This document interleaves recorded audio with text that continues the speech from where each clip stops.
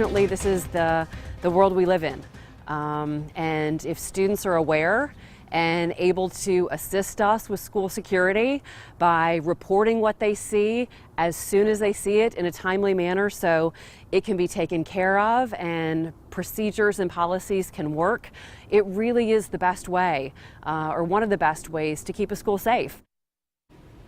That's exactly what happened today. According to the Greenville County school leadership, they're hailing their See Something, Say Something policy tonight. After 2 times today, students were found with guns at school.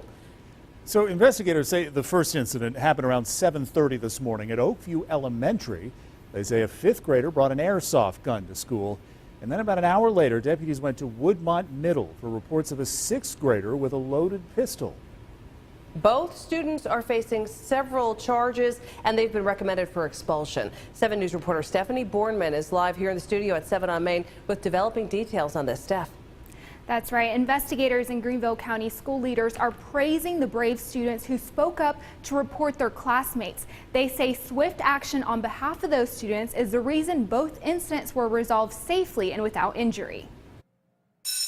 Before the sound of the first school bell, students at Oakview Elementary and Woodmont Middle put into practice a message their teachers constantly preach. If you see something, say something. Beth Brotherton tells 7 News on Thursday morning several Oakview students came forward to report a 5th grader showing off an airsoft gun that she had brought to school in her book bag. The 5th grader was removed from school without anyone getting hurt. Brotherton says students speaking up when they notice something is off is a huge help. Students really are kind of our eyes and ears on the ground in schools. As deputies began to wrap up their investigation at Oakview, reports emerged of a 12-year-old bringing a loaded gun to Woodmont Middle. Lieutenant Ryan Flood says the student brought the gun to school on the bus. Once at school, several students felt safe enough to report the 6th grader. School officials put the school on a lockdown while they waited for law enforcement to arrive. We were able to get there, get the student detained.